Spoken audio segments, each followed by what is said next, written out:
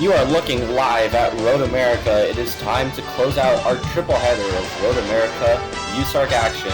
We are just about ready for the ANCS cars to take on this venerable road course for the first time. And it's last season's APCS winner, Reese Kupski, on pole. Daniel Voiles alongside, showing his pace for really one of the first times in Toyota Gazoo racing car. What do we make of a rather more unique front row we've had so far in the NCS years? Well, it's a road course, so everybody's going to look at the 40 of Reese Kupski, see him as a contender. But for Voiles, this is a big opportunity. You know, you've got two other drivers on that TGR squad who are just outright better. That's not a really objective statement in Santiago and Disparito. And for Daniel today, it's just about executing, keep that car clean, keep it up toward the front, and get a good result. Hey, you get a top 5, great. If you win, even better. Yeah, Reese Kupski just has a knack for just becoming one of the greatest drivers on the planet once he enters the state of Wisconsin. Got a top 10 in Season 1 here when it was the APCS, and obviously won last year in fairly dominant fashion, although he wasn't really under control of his car when he crossed the line. But he always just seems to pop up at road courses, and Road America in particular is where he's good. On that note of Daniel Voiles as well, he tends to show up. He used to show up at least at the road courses fairly well for Score Motorsports, and he did okay at Cape Cod. Did well in qualifying, but some issues in that race bogged him down. Further throughout the field, I think it's a fairly processional top 10 other than that. Blair McKenzie with another good qualifying effort, lucky not to fail an inspection this time. Rolled off in the second row. She is someone who by now absolutely gagging for that first victory. It's been snatched from her many times. But other than that, a fairly unremarkable top 10 car to swab with a good qualifying run as well. It's going to be an interesting race strategy-wise. So it's not necessarily down to where you started. It's going to be all about what you can do in the pit box as well. Yeah, certainly. And another point we'll cover is Babylon Motorsports announced that they would be shutting their USARC operation. There's a new entry in the field. The number 16 for this weekend is Maverick McAlton. This is now a Team Nippon GTR entry. McAlton put together some good runs in the Babylon 06 in his time running it, so he will get the chance to actually run the rest of the season in the number 16. I guess wish him good luck, but do we have any thoughts for the McAlton 16 car now? Well, I can say it's a very nice looking scheme on that car, but it's a fresh start. You just got to keep your nose clean. It's Road America. I mean, as a sports commentator, I could be biased sometimes. I really like this track. It's 4 miles, long straightaways, technical corners. It's everything you can ask for in a road course. Some elevation change as well. But this track is tough. You can't memorize 4.048 miles off rip immediately. You're going to need this racing experience, and for McAlton, it's just keep your nose clean because there's a lot of hungry drivers around him. Just a row ahead are 2 very strong Dodges and Lexi Herman and Justin Whitmer. They have a lot to prove. Even behind them is the 84 of Juan Diaz, I believe. He has a lot to prove because he's in a similar boat as McAlton. So no matter who you are and where you are in this field, there's 39 other drivers out to get you at every corner. I think for Team Nippon GTR especially, they're in dire need of a clean weekend. Brian Grigsby in the 26 failed to qualify the last 2 races at Michigan and Cape Cod, and made the field quite comfortably this week and starting around the mid-pack, but still they need a bit of stability, and it looks like they're heading in that direction as well with a newly announced satellite partnership with Full Send Racing.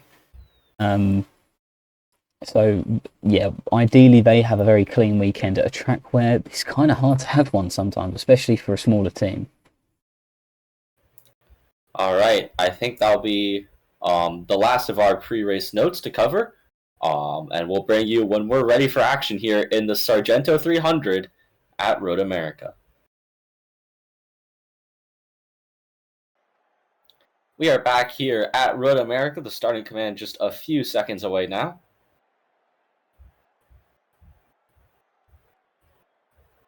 Drivers, start your engines. And there's the command. 42 cars roar to life, and it'll be a pair of Toyotas in Reese Kupski and Daniel Voiles leading them to the green, Blair McKenzie and Joe Zeller behind. And then it's Carter Swab and Lotus Disparito, Peter Onjak, Cameron Brennan, Aiden Smith, and Jacques Rigel will round the top 10. Quite a few experienced road racers inside this top 10. But it's Road America. As we described in the APS race, it can be quite the lottery. And with these new cars, it certainly is expected to be such.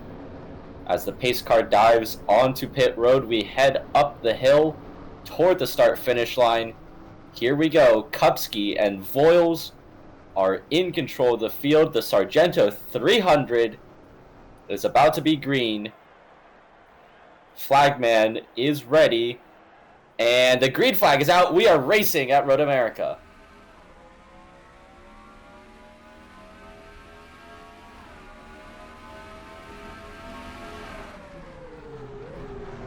Even getaway for Kupski and Voiles into turn 1, but I think advantage is going to go to the 70.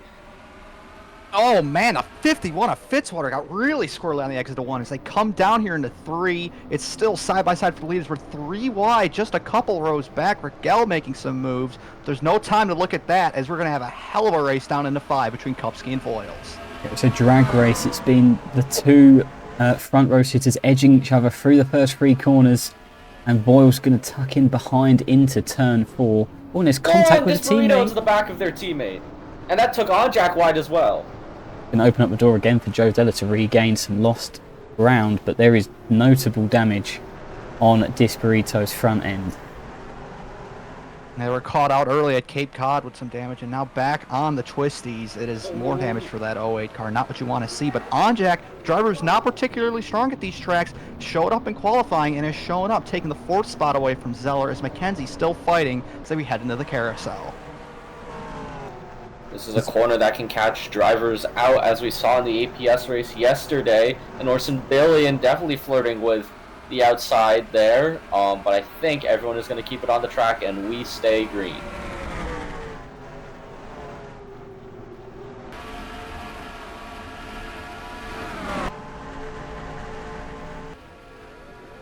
Looking back down into Canada corner, no looks yet. Kupski still leading over Voiles, and Disparito, even with the damaged car, trying to make a move to the outside through 13 on a teammate. That's tight. It's going to be advantage Disparito down into the final corner. And I think we might be under caution. The flagman is showing pit lane closed, and it is. It's Yevgeny Akhmafayev with huge damage to the 77. And boy, that's a team that does not need any more damage after last time out at Michigan. They saw both of their cars destroyed as we got people kind of racing back to the L, going off the track. Ricky Freeman Jr., it looked like a blue car. Not sure who that was as well. Tarasova in the 57, as there's a car down pit road. Couldn't quite... It's Lopez in the 00. Might be slight front end damage to that car. Yeah, there is damage on that car. Oh yeah, there is. So I wonder if he might have something to do with what happened with Akhmafayev, but we're under caution. Didn't quite get a full lap of racing in, and it's Reese Kupski trying to go back-to-back here. He leads early.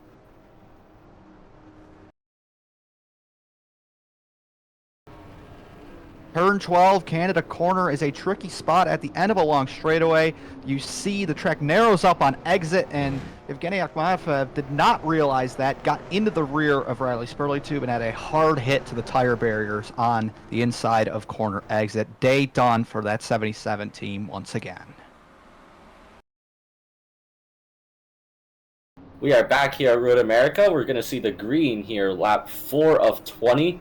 Only pitters were Ben Crouch to address a bit of damage and Roach Rotfield to top up on fuel.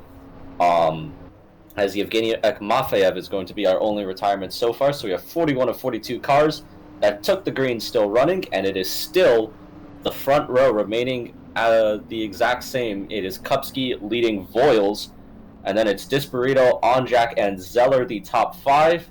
Pace car is off. Kupski going to control the field as Billion heading down pit road. That surely isn't scheduled. So maybe problems on the 52. But Kupski now going to see the green for the second time. And green flag back out here at Road America, and Voiles wants to get a move on. Oh, he didn't get going That at was all a there. great move on that restart with a little bit of a fake out there. Looked to the outside, now pulling to the inside here as they thunder into turn 1. Oh, and the momentum was not on the side of Voiles, and really, Disparito's going to be the big loser there, getting into the gravel there for a second. But now Kupski looks like he took a really poor line, bad exit, and now all of a sudden the momentum's on the side of Voiles, and I think the 70 might clear. 70 will clear. Not quite. Runs coming back to Kupski. Gonna have to really throw it in here into the braking zone. Oh, and Voiles was willing to, as McKenzie sends it in 3 wide on Disparito and Falconer. So the 70 does clear to the lead. We got problems in the back. That looked like McAlton. It looked like the 16. And the 79 as well. No, it's the 79 of Romashko. The other yellow and the blue car, my 3 fault. The 3 of Cologne. That car's Bedard's slow, also that got some one. pretty severe damage. And McAlton is now slow. A big dust kicked up here. The 3 with damage, yeah. Bennington as well. I wonder if that's just Oh, yeah. classic turn 5 at Road America. I would imagine it has been. Considering the deep Voiles- moves. Considering the deep moves we saw out of even the top 5 runners into turn 5, I couldn't imagine what everybody else was doing back in like the 20 and somethings. But Voiles still holding it down. What I imagine Certainly would have happened, and we will check a replay, is the 79 took a hit from behind and that sent him round, but he's managed to keep it rolling, hence no caution. But we've got a car off. Oh, and we got it off. It's Billion. Oh, I don't. Yeah, I don't understand that at all. Now he's Just got stopping, back trying out to of get a pit road. caution. would he What get a one? disaster for that team. Still nothing yet from No. USARC officials, so we will not get a caution. Daniel And Voiles that's- continues to lead. That's the right call. You can't wreck your own race car and then stop for a caution, especially at a track this long. It's just unsportsmanlike. But here comes Rigel and McKenzie side by side. This is tight. Rigel using every inch of the pavement out of turn 1's exit. And he's going to clear as Voiles now starting to put a bit of a gap on Kupski. Joe Zeller now going to try to attack the 40 for second, and Peter Onjak waiting in the wings. Yeah, Kupski ran slightly wide out of turn 3, and that's now allowed Zeller to put some pressure on down this long straightaway. He's Oh, right on the they're bumper to bumper. bumper. Might have given the 40 a bit of a shot, but Zeller stays ahead as Disparito dips a tire into the gravel. I don't know if Oh, they and burned cut the off tires Freeman. off or what. That was some big contact there in Oh, we've 5. had a It's gonna crash cause in a the- caution, but I think that's for a different incident. But Greenman's stuck in the gravel nonetheless. It looked like the 25, I believe, had a ton of damage coming Yeah, out it of was turn Ayers. 3. Ayers with a Thank lot of you, damage. Ayers. If I had to guess, that's what the caution's for. Steel Wolf is involved, the 60 Oh, as well. Freeman. Ricky Freeman Jr. is all torn up, and Luna Bennington has even more damage. Her right side of the car is all crumpled. As we race around back, Oh, and we got some look like it's carousel. Voiles! It's Foils! Oh no! Oh no, and that is shredded. So now Reese Kupski is back to the lead. Onjak's the As- second. Foils, Oh my- that is... We got another car off. It's Terra Silva. Oh my goodness. We're going to have to check for fluid down there or something, because that is more cars going off than usual. Oh my goodness. So we've had a lot happen here away from our cameras. We're going to need to take quite a few replays to figure out what's happened here at Road America. Lap 6 of 20, everything appears to be kicking off. In the back, in the front, Reese Kupski all of a sudden back to the lead, and then it's 2 Orange Auto cars behind with Peter Onjak and Jacques Rigel. Well, just like the APS race, a kind of a chain reaction incident. Christian Vargas not being given any room from the 4, Bennington into the 4, and the 41's collected, and then some cars piling in there, struggling to hit the brakes is Ayers and Finguy. A very messy incident, kind of what we've seen a few times at Road America with that chain reaction coming out of turn 3.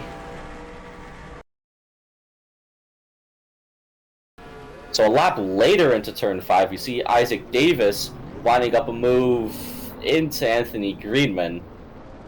I don't know if that was the 05 just horribly misjudging it, but that was a very clean tactical takeout there on Anthony Greenman. On board with the 70th Daniel Horse coming through the carousel, and he just has a lot of understeering. It's a little bit too much. It's going to send him all the way off into the gravel. Once he's caught on that tyre barrier, he cannot get back off, and eventually hits again quite hard, and that is day done for the inside pole sitter.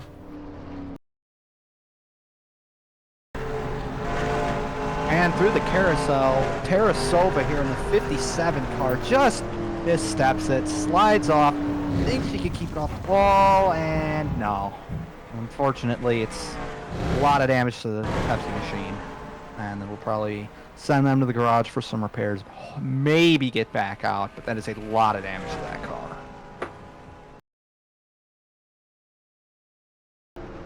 Welcome back here to Road America. We're going to see some split strategy under the caution. Lotus Desperado is going to lead a chunk of the field in. Don Faulkner, Aiden Smith, and Zachary DeLello, the main cars to join them on that.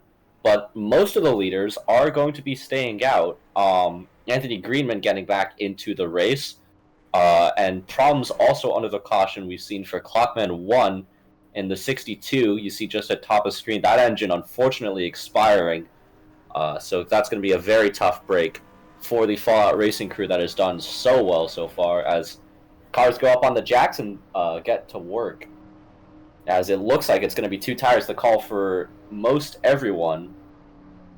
Yeah. So there'll at least be 2 fresh tires on these cars as opposed to no fresh tires for the rest of the field. That's a solid call as well, because at this stage of the race, you don't need a full tank of fuel. You can take a little bit. You can only take 1 can, maybe 1.5, and that's all you need for 2 tires. Well, this is a really interesting field now. All switched up with this alternate strategy. Obviously, your pole sitter is still leading. Carter Swabb's found his way back into the top 5. Blair McKenzie's still up here. Santiago, Evans, and Spurley Tube. Is that Brian Grigsby in the top 10? I think just outside. That is. They're in the top 10, right, yeah. Yeah. It's a very good run going. Yeah, so it's going to be a really interesting restart. We've got a number of cars wounded as well. However, at a road course, you can manage that with to an extent. So it's going to be a really interesting restart when we get back going. It will be. I do want to point out, saw it in qualifying mainly, but now especially as the race has gone on, it hasn't changed too much. Take a look. The last ANCS road course race was Cape Cod. One team had all 4 of their cars working at an incredible click, and that was Soaring Seagulls Racing. Here at Road America, they are almost nowhere to be found, which, I mean, Evans is there in the top 10, but you had Murdo and Rotfield, 2 of their strongest cars last time out. They started, or both in like 40th. They were way down there, and they've had nothing to show for it. Now, Brian started top 10. He slipped back as well, but that was partially due to coming down pit road. But even then, he should be up there in this cycle about where Aiden Smith is. But he's lost ground. They're not too different at tracks. I mean, Cape Cod has 1 super long straightaway, and Road America has 3. That's the only, notable difference I can see. But just a talking point to think about here under this caution is that all these tracks, you can go in, these track types are the same, but the tracks themselves are very different. I think really, outside of Cape Cod, SSR have struggled to find their footing in ANCS. It's been a lot more competitive straight out the gate in terms of what teams are bringing in terms of upgrades. Yeah, and SSR they are keeping up with that. I think that's apparent. That's why they are still competitive, but they're not, especially at road courses and to a slightly lesser extent speedways. They're not the surefire front runner that they were very much in Season 2 and Season 1 of the APCS. Yeah, certainly. As looking through our retirements real quick, Orson Billy and William Ayer, so both Renegade UTS cars, will not see the checkers. Neither will Yusha Terasova or outside pole sitter Daniel Voiles. Anthony Griedman's still in the race. After his moment with Isaac Davis, he's coming around to catch the tail end of the field. But it'll be Reese Kupski leading them back to the green. Lap 8 of 20. These cars still yet to make a pit stop. And the lead car on the strategy of those who did pit, I believe, is going to be that 08 of Disparito. So watch for them on this restart, as Kupski is going to lead, and McKenzie coming down pit road off the restart. I don't know, or on the restart, I don't know if that's much like Billy, a problem, or if that's on strategy, but interesting call from the 5. Kupski going to lead them to the green, over Onjak, over Rigel, over Zeller. Green flag back out at Road America. If that is a strategy call, you might gain a little bit of pit road times with everybody going essentially pit road speed. This time, Kupski does not get caught napping on the restart. Zeller makes the move for third under Rigel, trying to catch back up, but Onjak is hounding the 40 as we come down the hill into turn 3. And Zeller is clear as Onjak a bit slow there on exit at turn 3. That's going to allow the door to be open for the 64. Here comes Joe Zeller.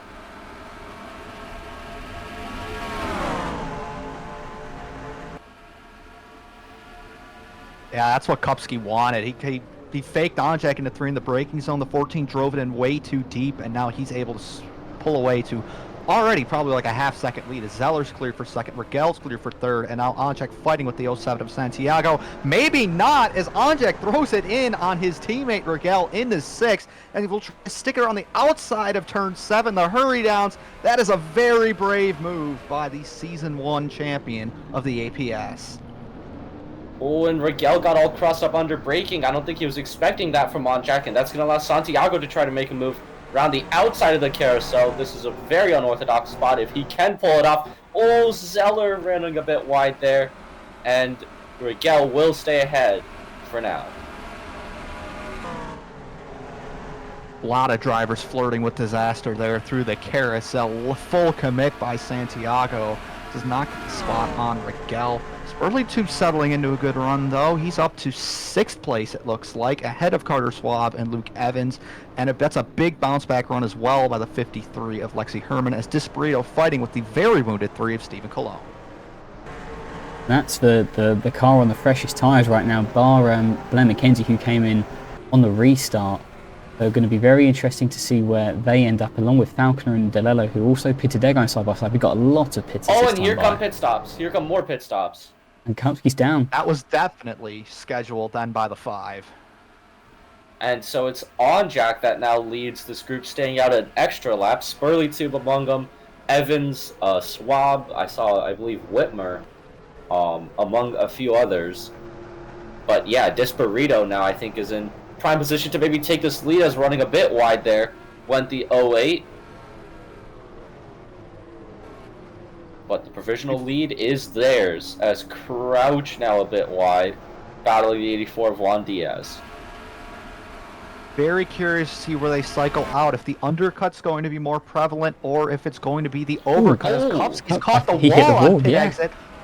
I think the 6 may have taken 2 tires because he's jumped everybody else, and that was a big call by the 5 of Blair McKenzie, because they were, I think, 7th in line at the restart. They are now ahead of everybody else that has pit, and they will probably be ahead of everyone that has done the overcut as well. So I'm really curious to where the current top 5 end up in a lap time. Just think for their sake now, they need a yellow or something just over them. They know that they're going to fall victim to the undercut and the Oh no, Carter Schwab! We may get the yellow if Schwab keep it out the wall, but he will keep it out the wall. Great now driving be careful by the 88. on the merge, which he will as well. Great driving. I think Falconer, man, I think that's a tough place. He's made it work. Also ran a bit wide from the looks of it, but he's going to make the spot on Schwab, who definitely had it worse. As Everybody now, should come in that still has to pit this time by, so that will be the blend to watch. And everybody else on 2 tires, they're going to have a good track advantage, but they need to take full service on their second and final stop. Whereas I think some of these drivers, especially the ones here on the overcut, they might be able to take 2 tires pitting around, like, 5 laps to go, 4 laps to go, and that could be the time save they need to get the job done once all said and done. But Lotus Espirito cycles up to the lead, as we will see where Onjak, Spurley Tube, Evans, all of those guys cycle out compared to the first lap pitters, Kupskiver, Zeller, and such. that's fascinating that Stephen Colon has managed to cycle up here with that absolutely destroyed number 3 cars. Mackenzie, yeah, this is really played out in the hands of the 5. She is going to cycle out ahead of all of these cars. So now, if we take our 2 strategies under consideration as we're under caution, it's DeLello.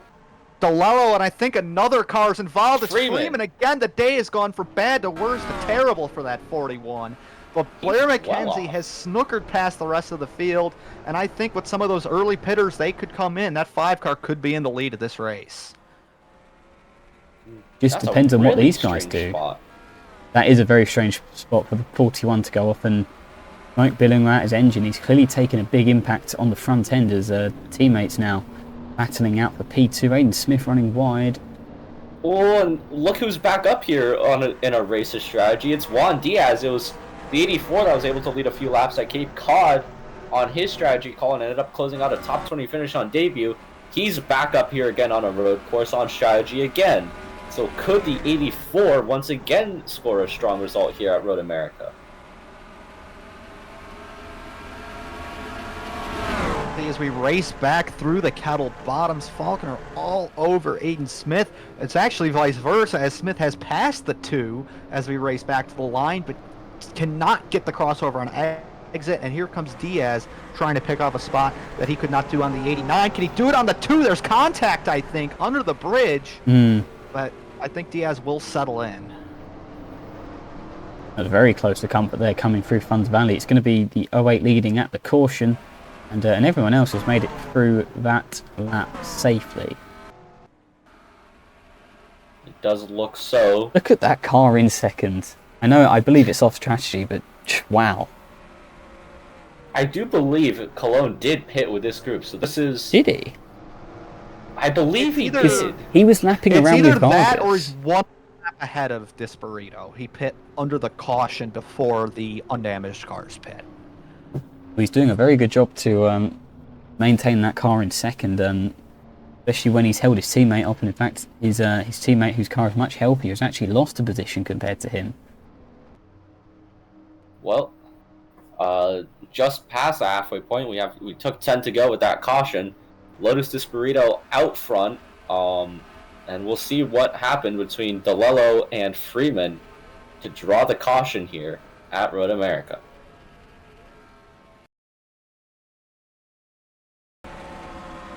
Over the tunnel into turn 3, Zachary DeLello has his 55 Dodge slip out of gear, and it's all up in smoke. The Applebee's machine is burnt to a crisp as on the exit curbs, trying to stay out of the way as drivers begin to slip and slide, and Ricky Freeman Jr. does not go the right way to avoid the wounded 55, and the Tequila Patron number 41 is as equally as destroyed. We are back here at Road America, and sure enough, here come the field. They're all down. Going to stay out, actually? I think everyone is coming in, and this is going to play out huge for the guys who pitted early, the likes of Disparito and that group, because that means no one is going to jump them. Yeah, no one stayed out. This is going to be really interesting down pit road. I'd imagine the call will be full service this time. But maybe for the guys who pitted more recently, maybe you don't need it. Maybe you try only 2 tires. As Disparito up on the jacks, Brennan slides into box, and Just it is left still only sides. 2 tires. The call for Disparito. Worth it. Water's going to come out in all this. Juan Diaz in third Oh, with it's the car contact around. Spurley Tube around. And contact with Brennan as well. Oh, it's chaos on pit road. Pretty wide coming out. Watch the wall on exit as Kupski now well down the back of the order. As problems, I think that was Rigel into Spurleytube, and Brennan also made contact with someone. And now we have some very big names at the rear. Santiago, Rigel, Zeller, Kupski, and Schwab as well. But at the front, it is still Lotus Burrito now over Aiden Smith. Juan Diaz in third, and that's entirely on merit. And then it's Fitzwater and Falconer. Amazing. What a running order. And Murdo's in here. Isaac Davis is in the top 10. Stephen Cologne with a car which, quite frankly, doesn't look like it should still be running. He's in the top 10 still. Cameron Brennan's made it back into the top 10. And is that Nadir Ramashko as well? That's incredible. That is Ramashko. Bedard as well. Yeah. Fair play, guys. We have some small teams up here now based on a really chaotic pit sequence. But Burrito is going to maintain their control. Lopez is retired. And, yeah, problems for Lopez. He is out of this race. Oh my goodness. A lot happened there.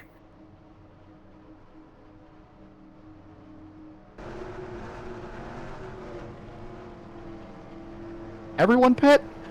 Everyone pit. Oh, okay. I picked the wrong time to get up.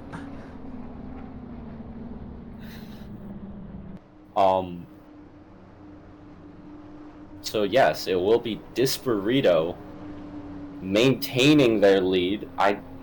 Though it was still 2 tires the call for, I'm assuming, most if not all the guys up here. Couldn't really see if that was a whole field decision or if it was just these guys up here. So clearly, some teams thinking that 2 tires is all you need. And so now, Lotus Burrito trying to break the longest win drought in USARC. They won the first ever event in USARC history and have not won since. Aiden Smith, Don Falconer, Juan Diaz, Zachary Fitzwater Sr. I believe it is every other car in the top 10 bar Brennan is searching for their first win. We've still got a long way to go as well. Yeah, and for everybody outside of the top 10 with strong cars, 14, 18, 5, 40 as... Oh, the zero's blowing out. Out of line, Yeah, that Vargas, someone has a problem. Vargas blowing another up. Ford engine expiring. It was Clockman 1 early in the race for Fallout, and now it's Christian Vargas for Daytona Motorsports. The Zero's day is set to be done, it looks like. And he's going to need to get to the other side of that 40 car if he wants to get down pit road for this restart and get off track. But usually the drivers will be able to compromise and sort that out, so I see no reason why that would be any different today, as this burrito will make the long, slow climb up the hill out of the final corner to bring us back to green with only 8 laps to go. Alright, so Bedard and Rockfield are not pitting. That was just a bit of a stack up. It'll be Burrito climbing the hill, seeing the green flag once again. Lap 13 of 20, 8 to go here at Road America. Here comes Juan Diaz. Oh, and the 89 did not get going at all. Diaz going to try to make the move for second into turn 1. The move will not stick. Fitzwater around the outside into the gravel for a second there. I think a bit of contact there between Evans and Romashko, but we keep it clean out front. Boy, Fitzwater, I don't know what's going on, as he is almost getting turned around by Spurleytube. Oh, and they keep it going. As well. I think we kept that clean. No, we we're under didn't. yellow for Caution is that. out. That's a caution? Wow. That's unbelievable. I do not agree with that. Neither do I. That's ridiculous. As we now too bad file I'm getting paid by USARC to be up here, because otherwise I'd have some choice comments for that officiating, but I don't know what Fitzwater was doing at all on that restart. He was to the inside, he was underneath Diaz, he had a great chance at third, then he moved back high and ran wide twice. Just ran wide again. Still running wide again. He is so crossed up behind that wheel of the 51. And so it's Disparito leading away from Aiden Smith. Don't overdrive it. And we'll all keep it together for this run back to the yellow, though Aiden Smith closing up a bit on the 89. Oh, he's or right on the there. 08, rather. He's right on the back of Disparito, heading into Canada corner. Big passing zone here. Is this a chance for sleek and swift? Aiden Smith, he's going to make a look, and the 89 is going to be clear. Aiden Smith to the point at Road America.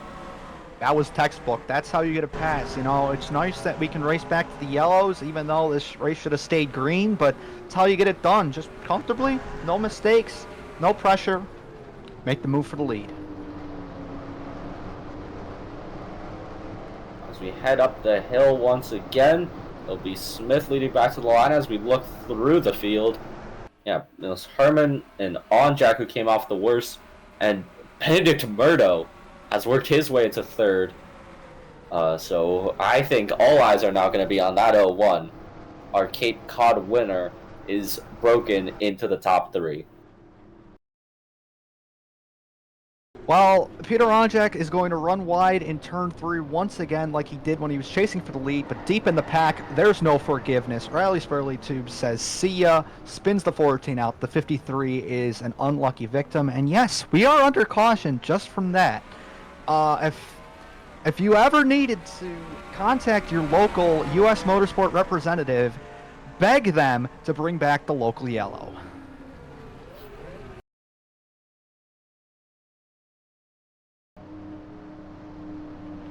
The Sargento 300 is approaching its final moments. It'll be 5 to go when they climb up the big hill on the main straightaway. Aiden Smith in the Popeyes machine finds himself in the lead. This is going to be a battle of David versus Goliath. Underdogs versus contenders, 0x numbered cars versus the rest of them.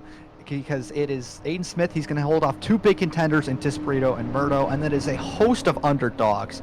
Diaz, Falconer, Fitzwater, Davis, Bedard, Romashko. And you have Luke Evans as another contender right behind him. Roach Rotfield, another SSR car. 2 cars behind him, split by the leader's teammate in the 6 of Chris Martins. The day continues to fall apart for Daytona Motorsports as you see the 8 of Riley Spurley blowing up, but what kind of racing, what kind of desperation, what kind of heartbreak may we see in these next 5 laps? It's Road America at its finest for USARC. 5 laps to go, and still, as you said, anything can happen. A lot of tricky corners here have already dashed the hopes of multiple drivers. Aiden Smith is going to try to hold on. Is sleek and swift en route to his first USARC victory? We are about to find out. He's going to have to hold off some very strong cars behind him, and there'll be plenty of underdogs behind vying for that taste of USARC glory. It's going to be 5 laps to go here in the Sargento 300. We're back racing, and here comes Disparito and Murdo. The 08 for a huge block. Inside line has not been the preferred line into turn 1, though. Smith going to try to get back around the outside of the 80 of the 08, but I don't think it's worked. There's still going to be side by side.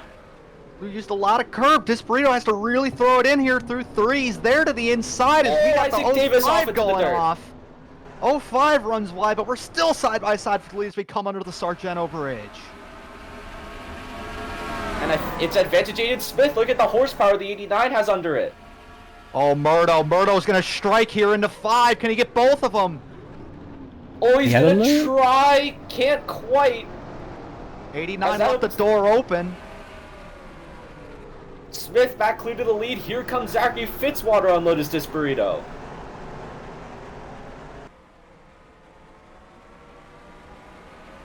.51 looks like he might be able to book in the move here as we head toward the carousel. Murdo, the most experienced road racer of them all in USARC, hounding Aiden Smith for this lead. Yeah, Disparito run really wide there through turn 8. You got to keep it on the track, though, in the carousel. Smith using every inch of racetrack. So is Fitzwater. So is Juan Diaz. I thought Diaz might have gotten too much, but Murdo cut it down. The racing line, side by side through the kink. Murdo had to back out of that, but that was very bold. from both drivers. Great job keeping it clean, but Murdo has lost a ton of momentum there. And he may be under pressure in the 08 in just a few corners time if he gets Canada corner wrong as well. But I think for now, for Benedict Murdo, he just needs to regroup and go again. He's got what you'd imagine to be the faster car and the superior road racing pace. But Aiden Smith, you can imagine he's driving his heart out right now in that 89. Oh, and he's run the last corner a bit wide. That's going to give the 01 the momentum all the way down this long straight. And he might be able to set something up into the next few corners. 4 laps to go here at Road America. The underdogs are sticking strong here. Fitzwater's kept a spot in the top 5. Romashko jumped to the top 5. As here comes the 2 of Falconer underneath, dogging each other for 5th. Diaz under pressure, though, from Rotfield. And Murdo is close on Smith through the braking zones for the lead of this race. Could we see another big send by that 01 in the brakes of turn 5 as we are 3 wide? Martins, Bedard, and Diaz. Well, they're going to get that sorted before they reach the braking zone of turn 5. And Murdo is slowly but surely reeling back in the 89 of Aiden Smith. But don't count out the 08 of Lotus Disparito or Zachary Fitzwater Sr. They are right behind this front 2 as well. Yeah, both of them are right there just in case the 01 and the 89 get a bit together, as Disparito had a little look at Murdo there. But will think better of it and actually lost a lot of momentum. Fitzwater eyeing an opportunity on the 08 yet again.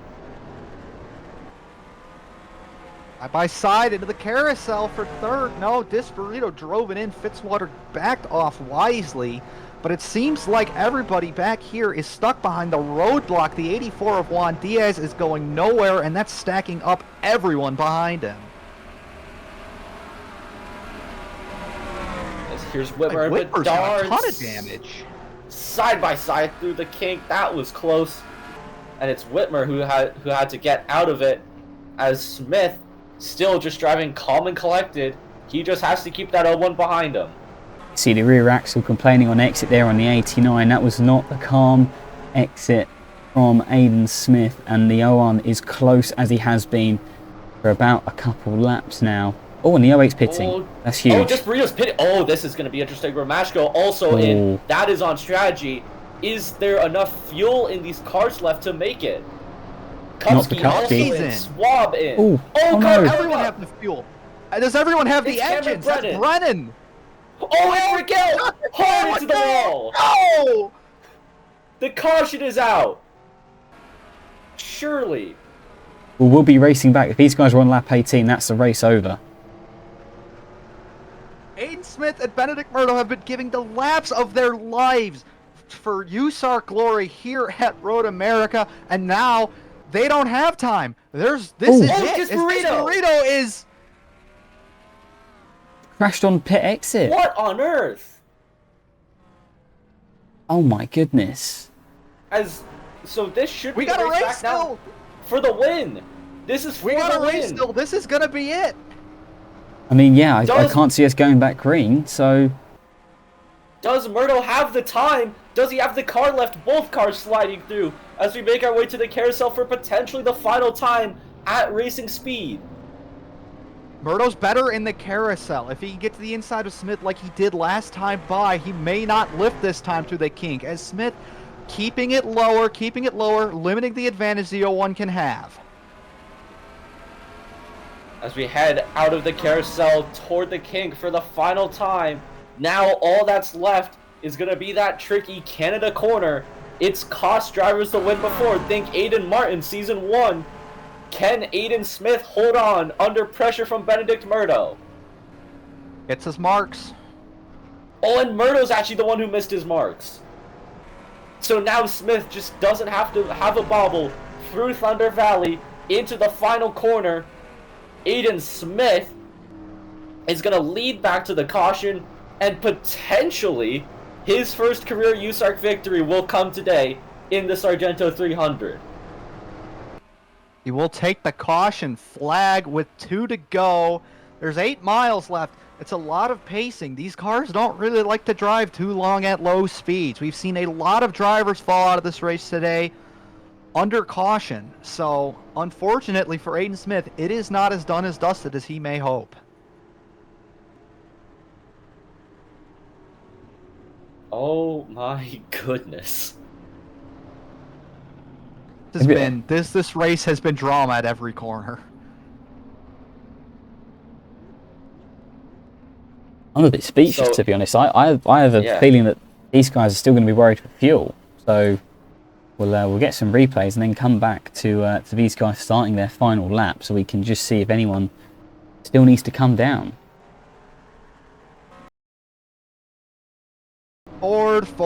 Ford. Mustangs and Road America are not mixing today. As off of turn 14, Brennan gears go clunk and up the hill. It's tough to navigate. Rigel just loses it and hard into the barriers protecting the bridge over pit entry. You saw some of those tires get thrown out of place, and with a bridge support and fans walking over that all the time, you simply cannot race like that, as there is more to come under this caution, as well as pit road was not a safe place to be. So we see here Lotus Disburrito coming down pit road. It's just going to be a normal service, splash and go of Sunoco race fuel. So that vindicates our theory about cars not being sure on their fuel number. So that will be something to watch. But as the 08 comes out, Reese Kupski coming in, contact between the 05 or the 40 and the 08, and just can't correct the car in time and smashes into the wall. Fortunately, the driver is okay and is still running. White flag is in the air for Aiden Smith, Roach Rotfield, and Jared Bedard down pit road. They don't feel like they can make it. Jeffrey Finguy, you see, also coming down. So it's just 4 miles in front of the 89 at pacing speed, and between him and his first USARC career victory. Unfortunately for him, we have seen a lot of mechanical issues under these cautions, as I mentioned before we stepped away.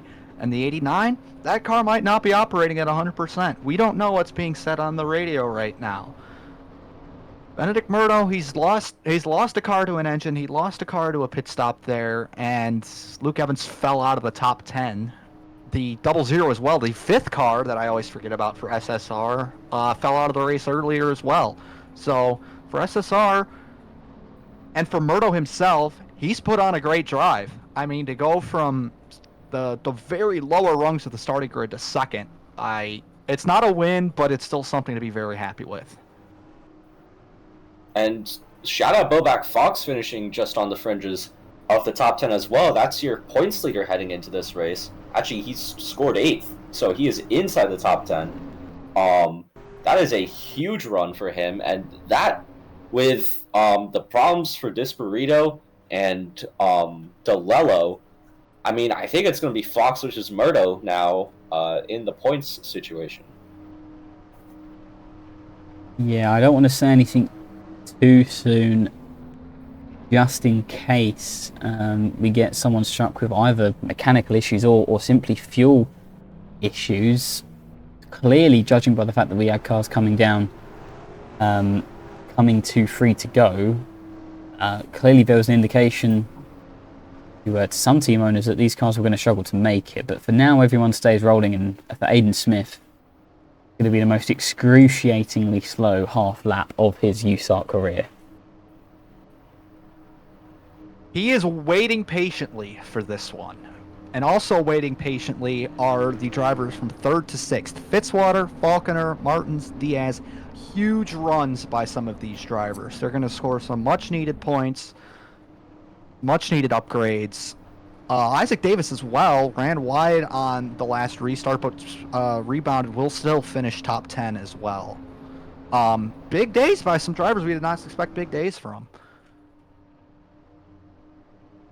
Yeah, I mean, this is what these road courses tend to spring up. Don Falconer as well, he ran well for Daytona Motorsports at Cape Cod. He ran well in the Truck Series race here. This is what he does well, and he's one of those, a bit like Fitzwater as well, who on these road courses always tends to spring up a decent performance. But now heading down on that final straight onto Canada corner. All over to you, Aiden Smith.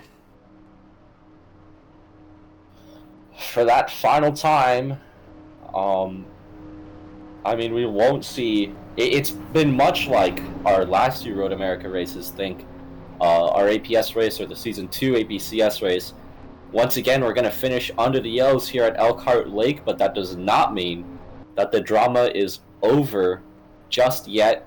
It's still a few more corners that 89 has to navigate and hope that nothing goes wrong.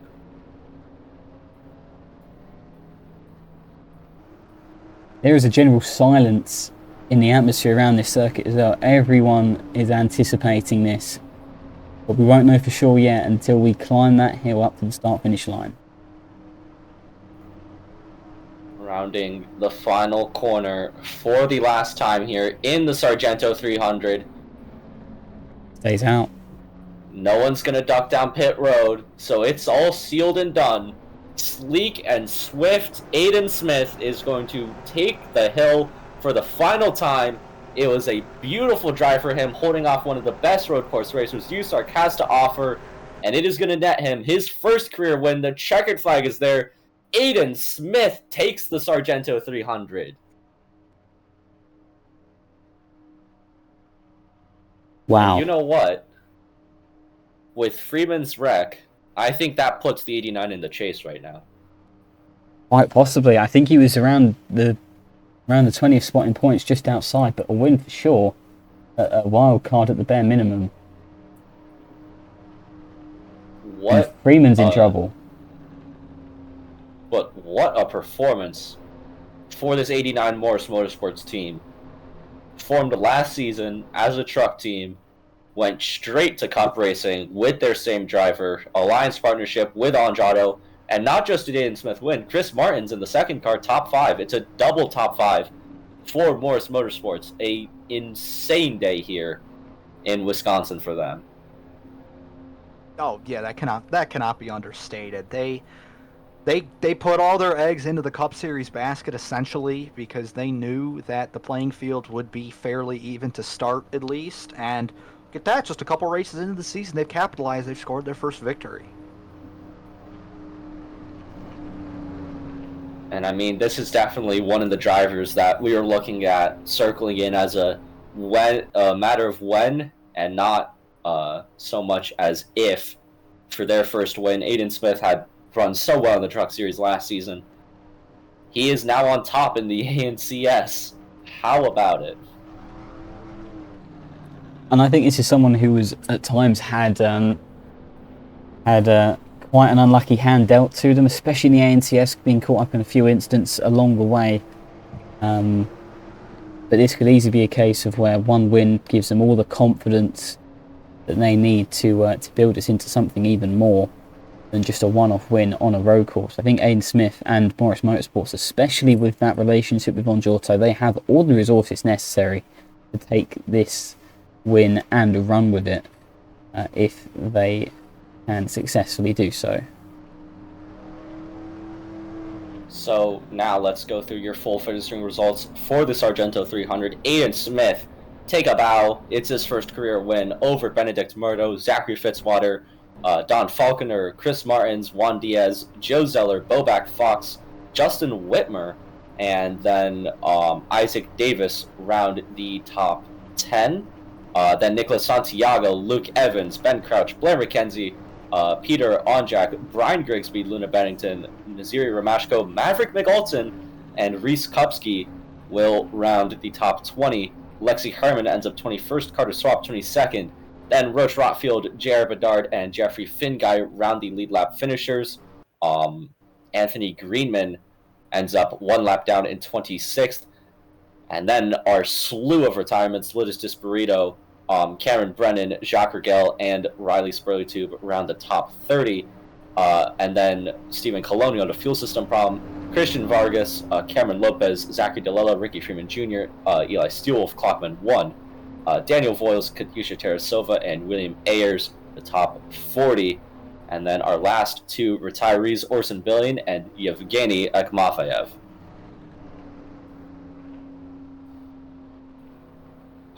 what a really 3 very different races Road America threw up at us for all 3 series, but once again proving that this is an absolute cornerstone of the USARC schedule. Do we have any final thoughts here from the Sargento 300 and our Road America weekend as a whole? Well, I think the fans here would like to see a race finish under green. I think the drivers would as well. I think everybody would. It'd be good. It's a very long track. Laps are long, so positions are at such a premium. That's why you see some desperate strategies, some desperate moves, a lot of drivers running into each other, but we can clean up our act and just get more green flag running in. I think this race could really open up in the future.